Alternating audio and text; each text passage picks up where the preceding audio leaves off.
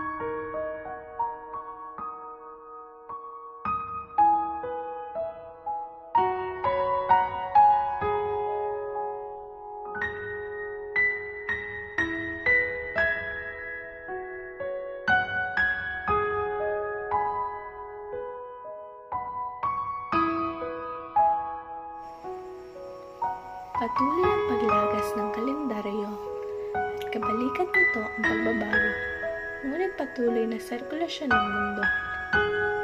Kasabay ng pag-ikot ang pagbabago sa totoong katayuan, hangarin at pangailangan ng mga tao. Minsan ba'y sumagi na sa ating mga isipan ang kahalagahan ng lahat ng uri ng trabaho? O sadya lamang na talagang iba-iba na ang daigdig at tanging mga sarili na lamang natin ang ating iniintindi at pinagtutuunan ng pansin.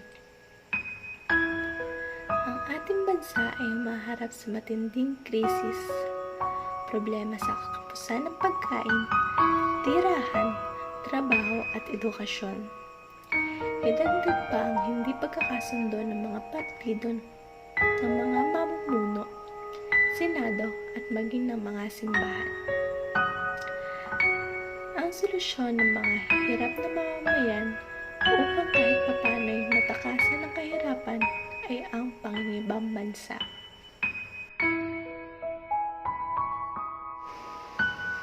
Overseas Filipino worker ang tawag sa ating mga kababayan na nakikipagsapalaran sa ibang bansa. Hindi biro ang malayo sa pamilya, ang mamuhay na mag-isa para mabigyan ng maayos na buhay ang kanyang naiwang pamilya dito sa Pilipinas. Hindi rin matatawaran ang katatagan ng makabagong bayani ng ating bansa. Ilang taon nilang di alintana ang pagod at hirap. Pinipilit umiti sa gitna ng pagkukunwari na masaya sila. Nakakalungkot isipin na pag mag-isa na ay nagsisimula ng pumatak ang kanilang luha habang tinitingnan ang litrato ng kanyang pamilya.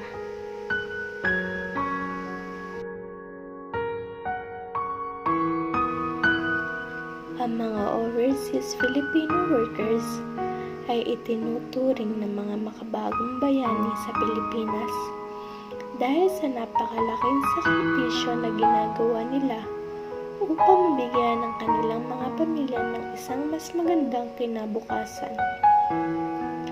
Kahit anumang mangyari, kanilang titiisin ang maraming taon ng paghihiwalay, pananabik at kalungkutan. At ito ay talagang kahanga-hanga.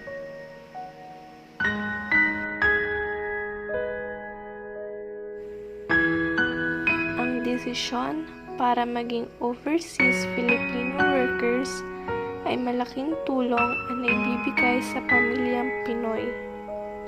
Ito ang nagiging daan para magkaroon ng malaking sweldo, mayroong magandang kinabukasan ang mga anak at maiahon ang pamilya sa kahirapan. Pero ang lahat ng pagsisikap ng OFW para sa pamilya ay may kapalit din na sakripisyo, tulad ng naiiwan ng asawa, anak, magulang at mga kapatid. Kahit madali na rin magkaroon ng komunikasyon, Dahil sa internet, hindi maiiwasan na napuputol din ang pag-uusap dahil sa pagkakalayo ng mag-asawa at pamilya.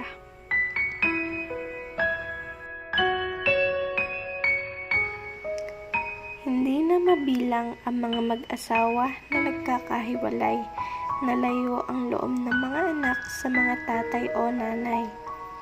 Hanggang hindi na namamalayan ng panahon, oo nga at naipagtapos ng pag-aaral ang mga anak nila.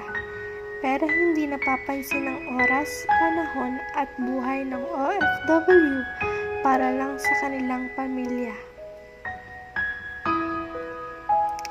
Sa bawat paglayo ng OFW, naway hindi ito masayang upang matupad din ang pangarap ng bawat minamahal nito sa buhay.